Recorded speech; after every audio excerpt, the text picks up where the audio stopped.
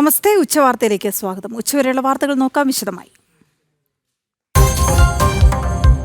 Operation സിന്ദൂറിനെ വീണ്ടും പരിഹസിച്ച് കോൺഗ്രസ്. കുട്ടികളുടെ വീഡിയോ ഗെയിം എന്ന് വിശേഷിപ്പിച്ച് നാനാ പട്ടോലെ. പ്രതിഷേധവുമായി BJP.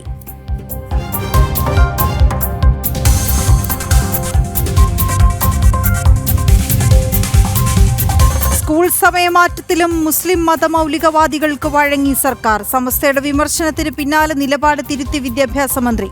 സമസ്തയുമായി ചർച്ച നടത്താൻ തയ്യാറെന്ന് വി ശിവൻകുട്ടി.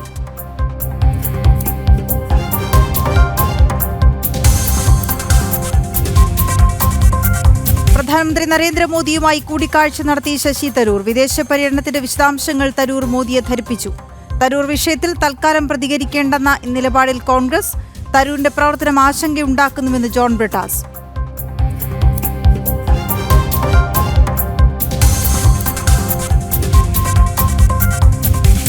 സംസ്ഥാനത്ത് VIP-കളുടെ യാത്രാ വിവരങ്ങൾ ചോരുന്നു. സന്ദർശന വിവരങ്ങൾ വാട്സാപ്പ് ഗ്രൂപ്പുകളിൽ.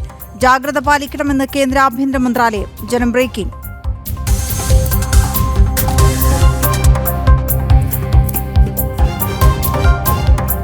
കൊച്ചി തീരത്തെ അപകടത്തിൽ കപ്പൽ കമ്പനിക്ക് കേന്ദ്രത്തിന്റെ അന്ത്യശാസനം. 48 മണിക്കൂറിനകം അവശിഷ്ടങ്ങൾ മാറ്റണം.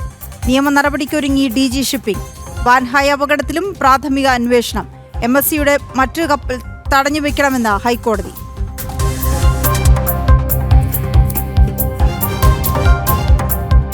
അമേരിക്ക-ഇറാൻ ആണവ തർക്കം രൂക്ഷം. ഇറാനെ ആണവായുധം നിർമ്മിക്കാൻ അനുവദിക്കില്ലെന്ന് ആവർത്തിച്ച അമേരിക്ക. യുറേനിയം സമ്പുഷ്ടീകരണം സമാധാന ആവശ്യങ്ങൾക്കെന്ന് ഇറാൻ.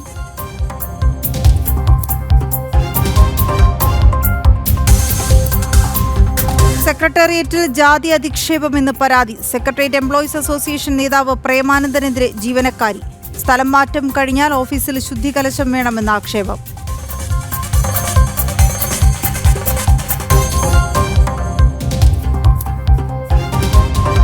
ചലോ LOC ബുള്ളറ്റ് സംഘം ലക്ഷ്യസ്ഥാനത്ത്. സംഘം ടീത്വാൾ ശാരദാ ക്ഷേത്രത്തിലെത്തി. പെഹൽഗാം ഭീകരാക്രമണ ശേഷം LOCയിലെത്തുന്ന ആദ്യ സിവിലിയൻ സംഘം.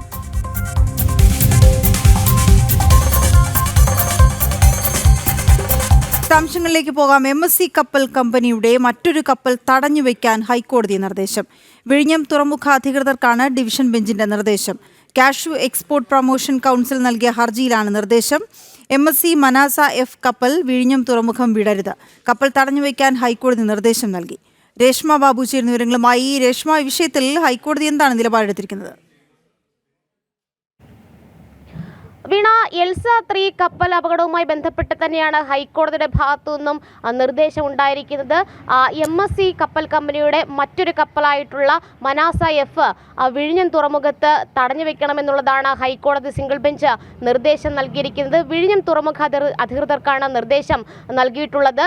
കാഷ്യൂ എക്സ്പോർട്ടേഴ്സ് പ്രൊമോഷൻ കൗൺസിൽ സമർപ്പിച്ച ഹർജി പരിഗണിച്ചുകൊണ്ടാണ് ഹൈക്കോടതിയുടെ ഭാഗത്തു നിന്നും ഈ നിർദ്ദേശം ഉണ്ടായിരിക്കുന്നത്. ഈ ഹർജി ഹൈക്കോടതി ഇന്ന് ഉച്ചയ്ക്ക് 1:45 വീണ്ടും പരിഗണിക്കുന്നുണ്ട്. പ്രധാനമായിട്ടും ഈ ഹർജിക്കാർ ഉന്നയിച്ചിരിക്കുന്ന വാദം, ഇറക്കുമതി ചെയ്ത കശുവണ്ടി തങ്ങൾക്ക് ലഭിച്ചിട്ടില്ല, തങ്ങളുടെ പണം നഷ്ടമായിട്ടുണ്ട്. 6 കോടിയോളം രൂപയാണ് ഇത്തരത്തിൽ നഷ്ടമായത്.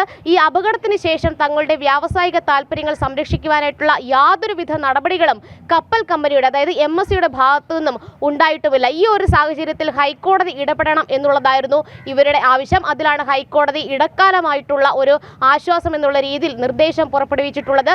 6 കോടി രൂപയുടെ ഡിമാൻഡ് ഡ്രാഫ്റ്റ് കോടതിയിൽ ഹാജരാക്കിയാൽ കപ്പൽ വിട്ടു നൽകാമെന്നുള്ളതാണ് ജസ്റ്റിസ് അബ്ദുൽ ഹക്കീം നൽകിയിട്ടുള്ള ഇടക്കാല ഉത്തരവ്. എന്നാൽ ഈ ഹർജി ഹൈക്കോടതി 1:45 വീണ്ടും പരിഗണിക്കും. അതോടൊപ്പം തന്നെ വിഴിഞ്ഞം തുറമുഖ അധികൃതർ ഈ കപ്പൽ വിടാനായിട്ട് യാതൊരു വിധത്തിലും നടപടികൾ സ്വീകരിക്കരുത്, കപ്പൽ തടഞ്ഞിട്ടിരിക്കണം എന്നുള്ളതാണ് ഹൈക്കോടതി നിർദ്ദേശം നൽകിയിരിക്കുന്നത്. നേരത്തെ ഇതുമായി ബന്ധപ്പെട്ട് ഈ കണ്ടെയ്നറുകളുടെ ഉടമകൾ തന്നെ ഹൈക്കോടതിയെ സമീപിച്ചിരുന്നു. വ്യത്യസ്തമായിട്ടുള്ള നിരവധി ഹർജികൾ വന്നതിന്റെ അടിസ്ഥാനത്തിൽ കൂടി തന്നെയാണ് ഈ എൽസ 3 അപകടവുമായി ബന്ധപ്പെട്ട കപ്പൽ കമ്പനി, അതായത് MSCയുടെ മറ്റൊരു കപ്പലായിട്ടുള്ള മനാസ F അത് തടഞ്ഞു വെക്കാനായിട്ട് ഹൈക്കോടതി നിർദ്ദേശം നൽകിയിരിക്കുന്നത്. ഈ നഷ്ടപ്പെട്ട തുക, അതായത് 6 കോടിയോളം രൂപയുടെ DD അത് കോടതിയിൽ ഹാജരാക്കി കഴിഞ്ഞാൽ കപ്പൽ വിട്ടു നൽകാമെന്നുള്ളതാണ് ഹൈക്കോടതി മുന്നോട്ട് വെച്ചിട്ടുള്ള വ്യവസ്ഥ. വിഴിഞ്ഞം തുറമുഖ അധികൃതർക്ക് ഇത് സംബന്ധിച്ചുള്ള നിർദ്ദേശം ഹൈക്കോടതി നൽകുകയും ചെയ്തിട്ടുണ്ട്. ഇനിയുള്ളത് ഈ വാദം കേൾക്കുന്ന വേളയിൽ ഷിപ്പിംഗ് കമ്പനിയുടെ ആർക്കെങ്കിലും അഭിഭാഷകൻ മുഖേന ഹാജരായിക്കൊണ്ട് ഇതുമായി ബന്ധപ്പെട്ടുള്ള മറുപടി നൽകാൻ സാധിക്കും. അതുമല്ലെങ്കിൽ സ്വാഭാവികമായിട്ട് നടപടിക്രമം എന്നുള്ള രീതിയിൽ അവർക്ക് നോട്ടീസ് അയച്ചുകൊണ്ട് വിശദാംശം തേടുകയും ചെയ്യും. അതുവരെ ഒരു പക്ഷേ ഈ കപ്പൽ തടഞ്ഞിട്ടേക്കാം. എന്തായാലും നിലവിൽ ഈ DD കിട്ടും വരെയാണ് കപ്പൽ തടഞ്ഞുവിടാനുള്ള അല്ലെങ്കിൽ അതുമായി ബന്ധപ്പെട്ടുള്ള ഒരു നിർദ്ദേശം ഹൈക്കോടതി നൽകിയിട്ടുള്ളത്. ഓക്കെ, ശരി രേഷ്മ. ഓപ്പറേഷൻ സിന്ദൂറിനെ പരിഹസിച്ച് മഹാരാഷ്ട്ര കോൺഗ്രസ് അധ്യക്ഷൻ നാനാ പട്ടോലെ. ഓപ്പറേഷൻ സിന്ദൂറിനെ കുട്ടികൾ കളിക്കുന്ന വീഡിയോ ഗെയിമുമായാണ് നാനാ പട്ടോലെ താരതമ്യം ചെയ്തത്. ഓപ്പറേഷൻ സിന്ദൂർ തട്ടിക്കൂട്ടി യുദ്ധമെന്ന് പറഞ്ഞ് രാജ്യത്തെ സൈനിക വിഭാഗങ്ങളെ അപമാനിച്ച കോൺഗ്രസ് അധ്യക്ഷൻ മല്ലികാർജ്ജുൻ ഖാർഗെയുടെ പാത പിന്തുടരുകയാണ് കൂടുതൽ കോൺഗ്രസ് നേതാക്കൾ.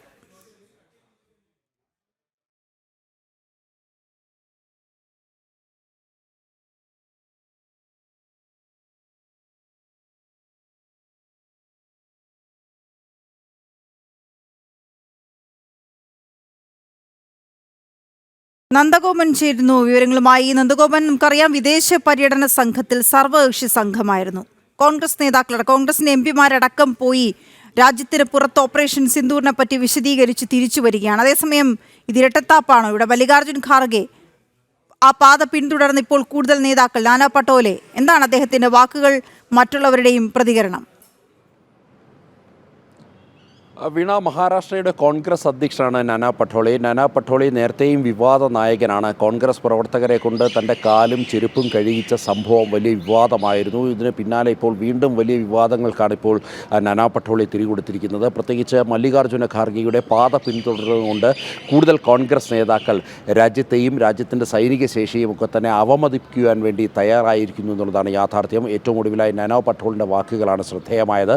നാനാ പട്ടോളെ വ്യക്തമാക്കിയത് ഒരു കമ്പ്യൂട്ടർ റൂമിലിരുന്ന് വീഡിയോ ഗെയിം കളിക്കുന്നത് പോലെ ആയിരുന്നു ഓപ്പറേഷൻ സിന്ദൂർ എന്നുള്ള പരാമർശമായിരുന്നു ഉണ്ടായിരുന്നത്. അതായത് ഭാരതത്തിൻ്റെ സൈനിക ശേഷിയെ പൂർണ്ണമായും ഇകഴ്ത്തിക്കാട്ടുന്ന രീതിയിലുള്ള പരാമർശമാണ് മഹാരാഷ്ട്രയിലെ കോൺഗ്രസ് നേതാവിൻ്റെ ഭാഗത്തുനിന്നും ഉണ്ടായത് എന്നുള്ള കാര്യത്തിൽ തർക്കമില്ല. വലിയ വിമർശനങ്ങൾ, പ്രതിഷേധങ്ങൾ ഇതിനോടകം തന്നെ ഉയർന്നു കഴിഞ്ഞു. പ്രത്യേകിച്ച് സഖ്യകക്ഷിയായ NCP തന്നെ ഇതിനെതിരെ രംഗത്ത് വന്നു കഴിഞ്ഞു. നാനാ പട്ടോളെയുടെ ഭാഗത്തുനിന്നും ഉണ്ടായത് ശരിയായ പരാമർശമല്ല എന്നുള്ളതാണ് NCP അടക്കം ചൂണ്ടിക്കാണിക്കുന്നത്. BJPയും ശക്തമായ പ്രതിഷേധവുമായി രംഗത്തെത്തിയിരിക്കുകയാണ്. പ്രത്യേകിച്ച് രാജ്യത്തെ അവമതിപ്പിക്കുവാൻ വേണ്ടി, രാജ്യത്തിൻ്റെ സൈനിക ശേഷിയെ അവമതിക്കുവാൻ വേണ്ടി, രാജ്യത്തെ ഇകഴ്ത്തിക്കാട്ടുവാൻ വേണ്ടി കോൺഗ്രസ് നടത്തുന്ന ശ്രമങ്ങളുടെ ഫലമാണ്, അല്ലെങ്കിൽ അതിൻ്റെ ബാക്കി പത്രമാണ് നാനാ പട്ടോളെയുടെ വാക്കുകൾ എന്നുള്ളതാണ് BJP ചൂണ്ടിക്കാണിക്കുന്നത്. നേരത്തെ ഇതുമായി ബന്ധപ്പെട്ട്, ഈ ഓപ്പറേഷൻ സിന്ദൂറുമായി ബന്ധപ്പെട്ട് കോൺഗ്രസ് അധ്യക്ഷൻ മല്ലികാർജ്ജുന ഖാർഗെ വ്യക്തമാക്കിയത് ഓപ്പറേഷൻ സിന്ദൂർ വെറും നിസ്സാരമാണ് എന്നുള്ള പരാമർശമായിരുന്നു മല്ലികാർജ്ജുന ഖാർഗെയുടെ ഭാഗത്തു നിന്നുണ്ടായത്. തൊട്ടു പിന്നാലെ തന്നെ കർണാടകയിലെ കോൺഗ്രസ് നേതാവായിട്ടുള്ള കോദൂർജി മഞ്ജുനാഥും, അദ്ദേഹം MLA കൂടിയാണ്, കോദൂർജി മഞ്ജുനാഥിൻ്റെ ഭാഗത്തു നിന്നും ഇത്തരത്തിൽ ഓപ്പറേഷൻ സിന്ദൂറിനെ ഇകഴ്ത്തിക്കാട്ടുന്ന പരാമർശമുണ്ടായി. ഒപ്പം തന്നെ ജമ്മു കാശ്മീരിലെ കോൺഗ്രസ് നേതാവും ഒപ്പം തന്നെ സെൻട്രൽ കമ്മിറ്റി അംഗവുമായ, കോൺഗ്രസിൻ്റെ സെൻട്രൽ കമ്മിറ്റി അംഗവുമായ അഹമ്മദ് മിർ, അദ്ദേഹവും ഈ ഓപ്പറേഷൻ സിന്ദൂറിനെ അവമതിക്കുന്ന രീതിയിലുള്ള പ്രസ്താവന നടത്തുകയുണ്ടായി. ഇങ്ങനെ നിരന്തരം കോൺഗ്രസ് നേതാക്കളുടെ ഭാഗത്തു നിന്നും ഓപ്പറേഷൻ സിന്ദൂറിനെതിരെ അവമതിപ്പുണ്ടാക്കുന്നതും രാജ്യത്തിൻ്റെ സൈനിക ശേഷിയെ ഇകഴ്ത്തിക്കാട്ടുന്ന തരത്തിലുള്ള പരാമർശമാണ് ഉണ്ടായിക്കൊണ്ടിരിക്കുന്നത്. കോൺഗ്രസ് അധ്യക്ഷൻ്റെ പാത പിന്തുടർന്നുകൊണ്ട് കൂടുതൽ കോൺഗ്രസ് നേതാക്കൾ ഓപ്പറേഷൻ സിന്ദൂറിനെ പരിഹസിച്ചുകൊണ്ട് രംഗത്തെത്തുകയാണ്. അതിന് ഏറ്റവും ഒടുവിലത്തെ ഉദാഹരണമാണ് മഹാരാഷ്ട്രയുടെ കോൺഗ്രസ് അധ്യക്ഷൻ നാനാ പട്ടോളെ. വീണ, ശരി നന്ദൻ, നമുക്ക് അദ്ദേഹത്തിന്റെ വാക്കുകൾ കൂടി കേൾക്കാം. पहले पाकिस्तान को बताया गया कि हम कौन से जगह में टारगेट कर रहे हैं, वहां से आपके लोगों को हटा दो. तो इसका मतलब है कि कंप्यूटर में जो छोटे बच्चे गेम खेलते हैं वो गेम खेला गया, और जो आतंकवादियों ने हमारी बहनों का सिंदूर छीना था उनके बारे में देश के प्रधानमंत्री ने क्यों नहीं बात रखी. ഓക്കെ, മറ്റു വാർത്തയിലേക്ക്. കോൺഗ്രസ് നേതാവ് ശശി തരൂർ പ്രധാനമന്ത്രി നരേന്ദ്രമോദിയുമായി കൂടിക്കാഴ്ച നടത്തി. സർവകക്ഷി സംഘവുമായുള്ള യോഗത്തിന് ശേഷം പ്രധാനമന്ത്രിയെ കണ്ട തരൂർ വിദേശ പര്യടനത്തിന് വിശദാംശങ്ങൾ അറിയിച്ചു. തരൂരുമായി ബന്ധപ്പെട്ട വിഷയത്തിൽ പ്രതികരിക്കേണ്ടതില്ല എന്നാണ് ഹൈക്കമാൻഡ് നിലപാട്. അതേസമയം തരൂരിന്റെ പ്രവർത്തനം ആശങ്കയുണ്ടാക്കുന്നതാണെന്ന് ജോൺ ബ്രിട്ടാസ് MP പറഞ്ഞു. ഓപ്പറേഷൻ സിന്ദൂർ വിശദീകരിച്ച സർവകക്ഷി സംഘവുമായി ചൊവ്വാഴ്ച പ്രധാനമന്ത്രി നരേന്ദ്രമോദി യോഗം ചേർന്നിരുന്നു. ഇതിനുശേഷമാണ് കോൺഗ്രസ് നേതാവ് ശശി തരൂർ MP പ്രധാനമന്ത്രിയുമായി പ്രത്യേകം കൂടിക്കാഴ്ച നടത്തിയത്. വിദേശ പര്യടനത്തിന്റെ വിശദാംശങ്ങൾ തരൂർ അറിയിച്ചു. മറ്റു കാര്യങ്ങളൊന്നും ചർച്ചയായിട്ടില്ലെന്നാണ് തരൂരുമായി ബന്ധപ്പെട്ട വൃത്തങ്ങൾ അറിയിച്ചത്. പ്രധാനമന്ത്രി G7 ഉച്ചകോടിക്ക് പോകുന്നതിന് മുൻപായിരുന്നു കൂടിക്കാഴ്ച. അതേസമയം തരൂരിന്റെ പ്രവർത്തനങ്ങൾ ആശങ്കയുണ്ടാക്കുന്നതാണെന്ന് ജോൺ ബ്രിട്ടാസ് MP പറഞ്ഞു. പ്രതിപക്ഷത്തിന്റെ സന്ദേശമാണ് തരൂർ നൽകേണ്ടതെന്നും കോൺഗ്രസ് നിലപാട് വ്യക്തമാക്കണമെന്നും ജോൺ ബ്രിട്ടാസ് ആവശ്യപ്പെട്ടു. ശശി തരൂർ എന്നുള്ള വ്യക്തിയെക്കുറിച്ച് ഞാൻ ഒരു ചർച്ചയ്ക്ക് തയ്യാറല്ല. പക്ഷെ കോൺഗ്രസിൻ്റെ അഭിപ്രായം എന്താണെന്ന് കോൺഗ്രസ് പറയണ്ടേ? ശശി തരൂർ ഇപ്പോഴും പ്രവർത്തക സമിതി അംഗമല്ലേ കോൺഗ്രസിൻ്റെ? അദ്ദേഹത്തെ മറുപക്ഷത്തേക്ക് തള്ളിവിടുകയാണോ? അദ്ദേഹം സ്വമേധയാ പോവുകയാണോ? കോൺഗ്രസ് അദ്ദേഹത്തോടുള്ള സമീപനം എന്താണ്? ഇതൊക്കെ കോൺഗ്രസ് പറയട്ടെ. ഞാൻ അദ്ദേഹത്തെക്കുറിച്ചോ അദ്ദേഹത്തിൻ്റെ പാർട്ടിയെക്കുറിച്ചോ അഭിപ്രായപ്പെടാൻ ആളല്ല. എന്നാൽ തരൂരുമായി ബന്ധപ്പെട്ട വിഷയങ്ങളിൽ പ്രതികരിക്കേണ്ടെന്നും തരൂരിനെ പ്രകോപിപ്പിക്കുന്ന പ്രസ്താവനകൾ വേണ്ടെന്നുമാണ് കോൺഗ്രസ് നേതൃത്വത്തിന്റെ നിലപാട്. ഓപ്പറേഷൻ സിന്ദൂർ വിശദീകരിച്ച സർവകക്ഷി സംഘത്തിന്റെ ഭാഗമായിരുന്ന കോൺഗ്രസ് സംഘങ്ങളോട് പരസ്യ പ്രതികരണം വേണ്ടെന്നും ഹൈക്കമാൻഡ് നിർദ്ദേശിച്ചിരുന്നു. ശശി തരൂർ കേന്ദ്ര സർക്കാർ നിലപാടുകളെയും പ്രധാനമന്ത്രിയെയും അനുകൂലിച്ച് തുടർച്ചയായി പ്രസ്താവനകൾ നടത്തുന്നതിൽ സോണിയ ഉൾപ്പെടെ ദേശീയ നേതൃത്വത്തിന് കടുത്ത അതൃപ്തിയുണ്ട്. ജനം, ഡൽഹി. വികസിത രാജ്യമെന്ന യാത്രയ്ക്ക് ഭാരതം ശക്തമായ അടിത്തറ പടുത്തുയർത്തിയതായി കേന്ദ്ര സർക്കാർ. ആഭ്യന്തര ഉൽപ്പാദനം വർദ്ധിപ്പിച്ചുകൊണ്ട് സാമ്പത്തിക മേഖലയിൽ വൻ കുതിച്ചുചാട്ടം നടത്തി. 25 കോടി ജനങ്ങളെ ദാരിദ്ര്യത്തിൽ നിന്ന് കരകയറ്റിയെന്നും മോദി സർക്കാരിന്റെ 11 വർഷ പരിപാടിയിൽ കേന്ദ്രമന്ത്രി അശ്വിനി വൈഷ്ണവ് വിശദീകരിച്ചു. കഴിഞ്ഞ 11 വർഷത്തെ നരേന്ദ്രമോദി സർക്കാരിന്റെ പ്രോഗ്രസ് കാർഡ് വിശദീകരിച്ചുകൊണ്ടാണ് വികസിത രാജ്യമെന്ന ലക്ഷ്യത്തിലേക്ക് ഭാരതം കുതിക്കുകയാണെന്ന് കേന്ദ്ര റെയിൽവേ മന്ത്രി അശ്വിനി വൈഷ്ണവ് വ്യക്തമാക്കിയത്. 2014 ശേഷം സാധാരണക്കാരുടെ ജീവിത നിലവാരമുയർത്തിയും ആഭ്യന്തര സുരക്ഷയും ഉൽപാദനവും വർദ്ധിപ്പിച്ചുകൊണ്ടും രാജ്യത്തിന്റെ അടിത്തറ ശക്തമാക്കി. വടക്കുകിഴക്കൻ മേഖലയിലും ജമ്മു കശ്മീരിലും സമാധാനവും വികസനവും ഉറപ്പാക്കാനായി 25 കോടിയിലധികം ജനങ്ങളെ ദാരിദ്ര്യത്തിൽ നിന്ന് കരകയറ്റി. 4 കോടി കുടുംബങ്ങൾക്ക് പ്രധാനമന്ത്രി ആവാസ് യോജന വഴി വീടെന്ന സ്വപ്നം യാഥാർത്ഥ്യമായി. 10 കോടി കുടുംബങ്ങൾക്ക് ഉജ്ജ്വല പദ്ധതിയിലൂടെ ഗ്യാസ് കണക്ഷൻ ലഭിച്ചെന്നും അശ്വിനി വൈഷ്ണവ് അറിയിച്ചു. 8 പുതിയ IIM, 7 IIT, 490 അഫിലിയേറ്റഡ് യൂണിവേഴ്സിറ്റികളും സ്ഥാപിച്ചുകൊണ്ട് വിദ്യാഭ്യാസ മേഖലയെ കരുത്തുറ്റതാക്കുന്നതിനുള്ള പ്രവർത്തനങ്ങളുണ്ടായി. 1.6 ലക്ഷം പുതിയ സ്റ്റാർട്ടപ്പുകൾ ആരംഭിച്ചു. ആത്മനിർഭർ ഭാരതിലൂടെ പ്രതിരോധ മേഖലയിൽ ഉൾപ്പെടെ ആഭ്യന്തര ഉൽപാദനം വർദ്ധിപ്പിച്ചു. സാമ്പത്തിക മേഖലയിൽ ലോകത്ത് മറ്റൊരു രാജ്യത്തിനും അവകാശപ്പെടാൻ സാധിക്കാത്ത വളർച്ചയാണ് ഭാരതത്തിനുള്ളതെന്നും അശ്വിനി വൈഷ്ണവ് അറിയിച്ചു. ജനം, ഡൽഹി. സംസ്ഥാനത്ത് VIP-കളുടെ യാത്രാ വിവരങ്ങൾ ചോരുന്നുവെന്ന് കേന്ദ്ര ആഭ്യന്തര മന്ത്രാലയം. വാട്സാപ്പ് ഗ്രൂപ്പുകളിലേക്ക് പ്രധാനമന്ത്രിയുടെ സന്ദർശന വിവരങ്ങൾ അടക്കം എത്തുന്നു. അതീവ രഹസ്യമായി കൈകാര്യം ചെയ്യേണ്ട വിവരങ്ങളാണ് ചോരുന്നത്. ജാഗ്രത പാലിക്കാൻ സംസ്ഥാനത്തിന് കേന്ദ്രത്തിന്റെ മുന്നറിയിപ്പ്. 2023 ഏപ്രിൽ 22-നാണ് സംസ്ഥാന ഇന്റലിജൻസ് അതീവ രഹസ്യമായി തയ്യാറാക്കിയ പ്രധാനമന്ത്രിയുടെ സുരക്ഷാ സ്കീം ചോർന്നത്. സ്കീം ചോർന്നുവെന്ന വാർത്ത ജനം TV റിപ്പോർട്ട് ചെയ്തപ്പോൾ മാത്രമായിരുന്നു ഇക്കാര്യം സംസ്ഥാന ഇന്റലിജൻസും അറിയുന്നത്. അതീവ രഹസ്യമായി സൂക്ഷിക്കേണ്ട പ്രധാനമന്ത്രിയുടെ സുരക്ഷാ സ്കീം ചോർന്ന സംഭവം കേന്ദ്ര ആഭ്യന്തര മന്ത്രാലയം വളരെ ഗൗരവത്തോടെയായിരുന്നു കണ്ടത്.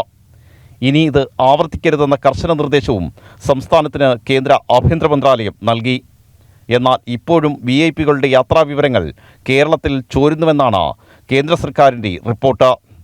പ്രധാനമന്ത്രിയുടെ യാത്രാവിവരങ്ങൾ പോലും വാട്സാപ്പ് ഗ്രൂപ്പുകളിലേക്ക് ഷെയർ ചെയ്യപ്പെടുന്നു. അതീവ രഹസ്യമായി കൈകാര്യം ചെയ്യേണ്ട വിവരങ്ങളാണ് എല്ലാ ചട്ടങ്ങളും കാറ്റിൽ പറത്തി വാട്സാപ്പ് ഗ്രൂപ്പുകളിലേക്ക് എത്തുന്നത്. പ്രധാനമന്ത്രി ഉൾപ്പെടെയുള്ളവരുടെ യാത്രാവിവരങ്ങൾ വാട്സാപ്പ് ഗ്രൂപ്പ് വഴി കൈമാറുന്നതിന് നിയമപരമായി തന്നെ തടസ്സങ്ങളുണ്ട്. കേരളം ഭീകരവാദ പ്രവർത്തനങ്ങളുടെ വിളനിലമാകുന്നുവെന്ന റിപ്പോർട്ടുകൾ നിലനിൽക്കെ ഇത് സുരക്ഷാ സംവിധാനങ്ങൾക്കും വലിയ വെല്ലുവിളി ഉയർത്തുന്നു. ആ സാഹചര്യത്തിലാണ് വീണ്ടും കേരളത്തിന് കേന്ദ്ര സർക്കാർ മുന്നറിയിപ്പ് നൽകിയിരിക്കുന്നത്. പോലീസ് ഉദ്യോഗസ്ഥർ ഉൾപ്പെട്ട ചില ഗ്രൂപ്പുകൾ കേന്ദ്രീകരിച്ച നിലവിൽ കേന്ദ്ര ഏജൻസികൾ അന്വേഷണവും തുടങ്ങി. ആർ രാജീവ്, ജനം, തിരുവനന്തപുരം. തിരുവനന്തപുരം സെക്രട്ടേറിയറ്റിൽ ജീവനക്കാരിക്ക് ജാതി അധിക്ഷേപം നേരിട്ടതായി പരാതി. സെക്രട്ടേറിയറ്റ് എംപ്ലോയീസ് അസോസിയേഷൻ നേതാവ് പ്രേമാനന്ദിനെതിരെയാണ് ജീവനക്കാരി പരാതി നൽകിയത്. സ്ഥലം മാറിപ്പോയാൽ അവിടം ശുദ്ധികലശം നടത്തണമെന്ന് പ്രേമാനന്ദ് പറഞ്ഞതായും ജീവനക്കാരിയുടെ പരാതിയിൽ പറയുന്നു. സർക്കാർ ഭരണാനുകൂല സംഘടനയായ സെക്രട്ടേറിയറ്റ് എംപ്ലോയീസ് അസോസിയേഷൻ നേതാവും സെക്രട്ടേറിയറ്റ് അസിസ്റ്റന്റുമായ പ്രേമാനന്ദ് തെക്കങ്കരയ്ക്കെതിരെയാണ് ജീവനക്കാരി പരാതി നൽകിയത്. പട്ടികജാതി പട്ടികവർഗ കമ്മീഷനിലാണ് പരാതി. ജീവനക്കാരിയെ സ്ഥലം മാറ്റിയതിന് പിന്നാലെ ഇവരുപയോഗിച്ച കസേരയും മേശയും മാറ്റി ശുദ്ധികലശം നടത്താൻ ആവശ്യപ്പെട്ടു എന്നുമാണ് പരാതി. തുടർന്നും ജീവനക്കാരിയെ അപമാനിച്ചുവെന്നും പരാതിയുണ്ട്. തനിക്ക് നേരിട്ട അധിക്ഷേപം ചൂണ്ടിക്കാട്ടി മെയ് 30-ാം തീയതിയാണ് ഉദ്യോഗസ്ഥ SC/ST കമ്മീഷനിൽ പരാതി നൽകിയത്. തുടർന്ന് 20 ദിവസത്തിനകം പരാതിയിൽ റിപ്പോർട്ട് നൽകുവാൻ SC/ST കമ്മീഷൻ ആവശ്യപ്പെടുകയും ചെയ്തു. SC/ST കമ്മീഷനെ കൂടാതെ ജീവനക്കാരി കണ്ടോൺമെന്റ് പോലീസിലും പരാതി നൽകി. എന്നാൽ പരാതി വ്യാജമാണെന്നാണ് പ്രേമാനന്ദന്റെ അവകാശവാദം. പരാതിക്ക് പിന്നിൽ മറ്റെന്തോ ഗൂഢലക്ഷ്യമുള്ളതായി സംശയമുണ്ടെന്നും പ്രേമാനന്ദൻ പ്രതികരിച്ചു. മുഖ്യമന്ത്രിയുടെ ഓഫീസിൽ ഉദ്യോഗസ്ഥ ഭരണപരിഷ്കാര വകുപ്പിന് കീഴിലാണ് പ്രേമാനന്ദൻ ജോലി ചെയ്യുന്നത്. ജീവനക്കാരിക്കെതിരായ അധിക്ഷേപത്തിൽ വ്യാപക പ്രതിഷേധങ്ങളാണ് നിലവിൽ ഉയരുന്നത്. ജനം, തിരുവനന്തപുരം. അംഗം മുറുകുന്നു.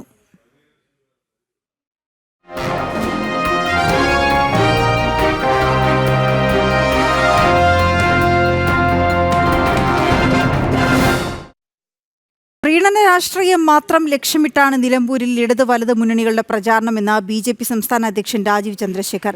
ഇത് കേരളത്തിന് തന്നെ അപകടകരമാണ്. അപകട രാഷ്ട്രീയമാണ് ഇടത് വലത് മുന്നണികൾ വോട്ട് ബാങ്ക് ലക്ഷ്യം വെച്ചുകൊണ്ട് നടത്തുന്നത്. ഭരണഘടനാ വിരുദ്ധമാണ് ജമാഅത്തെ ഇസ്ലാമിയുടെ പ്രവർത്തനം. മതരാഷ്ട്രവാദമല്ല അവരുടെ ആശയമെന്ന് കോൺഗ്രസ് പറയിപ്പിക്കാനാകുമോ എന്നും രാജീവ് ചന്ദ്രശേഖർ ചോദിച്ചു. നരേന്ദ്രമോദി കൊണ്ടുവരുന്ന വികസനം നിലമ്പൂരിലും വേണം. അതിന് NDA വിജയിക്കണമെന്നും അദ്ദേഹം പറഞ്ഞു.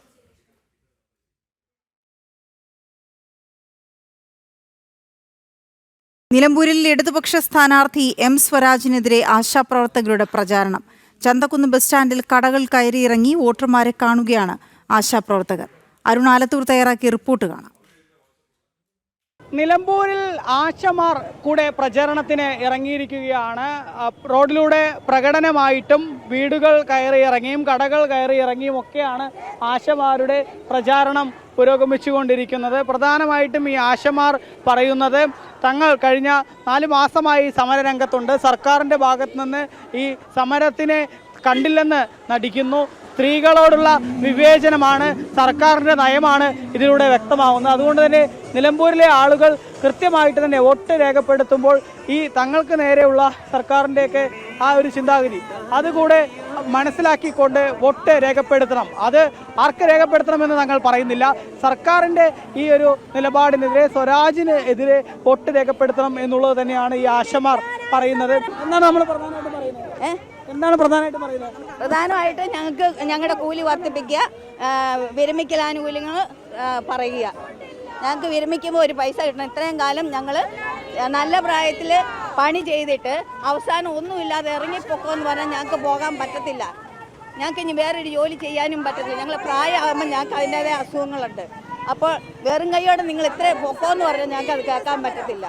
ഞങ്ങൾക്ക് വിരമിക്കൽ ആനുകൂല്യം 5 ലക്ഷം രൂപ കിട്ടും. തന്നെയാണ് ഈ തങ്ങളുടെ ആനുകൂല്യങ്ങൾ, തങ്ങളുടെ വേതനം ഇതൊക്കെ കൃത്യമായി നടപ്പാക്കണം എന്നാവശ്യപ്പെട്ടുകൊണ്ടാണ് ആശമാർ ഇത്തരത്തിൽ സമരം ചെയ്യുന്നത്. ഇവർ ചന്തക്കുന്ന് ബസ് സ്റ്റാൻഡ് പരിസരത്ത് നിന്നാണ് ഇന്നിപ്പോൾ ഇവരുടെ ഈ പ്രചാരണം ആരംഭിച്ചിരിക്കുന്നത്. ചന്തക്കുന്ന് ഭാഗത്ത് ആദ്യം ഇവർ പ്രചാരണം നടത്തിയത് കടകമ്പോളങ്ങൾ കയറിയിറങ്ങിക്കൊണ്ടായിരുന്നു. പിന്നീട് വീടുകൾ കയറിയിറങ്ങിയായി. ഈ കടകൾ കയറിയിറങ്ങി, വീടുകൾ കയറിയിറങ്ങി ഇപ്പോൾ ഒരു പ്രകടനമായിട്ട് പോകുന്നു. കൃത്യമായി പറഞ്ഞു വെക്കുന്ന എന്താണ് ആശമ? ജനാധിപത്യ വിരുദ്ധമായി കഴിഞ്ഞ 124 ദിവസമായി ആശമാർ നടത്തുന്ന സമരത്തെ ജനാധിപത്യ വിരുദ്ധമായി കൈകാര്യം ചെയ്യുന്ന സംസ്ഥാന സർക്കാരിൻ്റെ പ്രതിനിധിക്ക് വോട്ടില്ല എന്നതാണ് ഞങ്ങൾ വെക്കുന്ന മുദ്രാവാക്യം.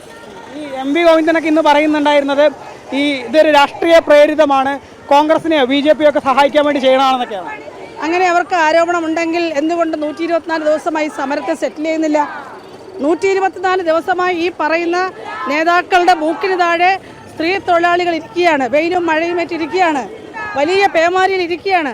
അവരതല്ലേ പരിഗണിക്കേണ്ടുന്നത്? എങ്കിലും ഇവിടെ വരുമായിരുന്നോ? കഴിഞ്ഞ 12 വർഷമായി ഞങ്ങളുടെ യൂണിയൻ സ്വതന്ത്രമായി രജിസ്റ്റർ ചെയ്യപ്പെട്ട് പ്രവർത്തിക്കുന്നു. ഇന്നേ വരെ ഒരു തെരഞ്ഞെടുപ്പിലും ഞങ്ങൾ ഇത്തരത്തിലൊരു നിലപാട് സ്വീകരിക്കേണ്ടി വന്നിട്ടില്ല.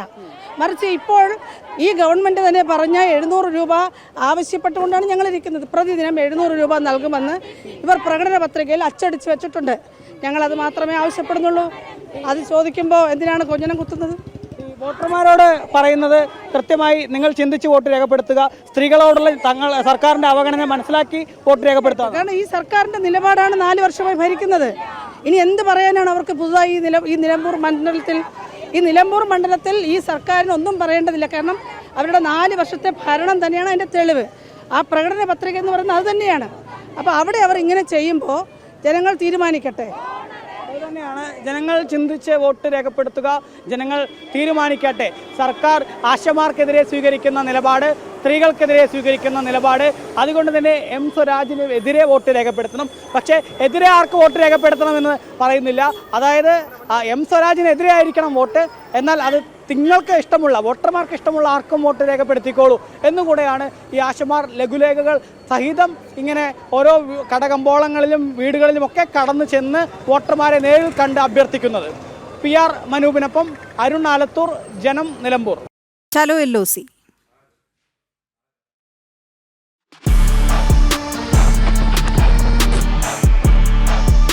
കേരളം മുതൽ കശ്മീർ വരെ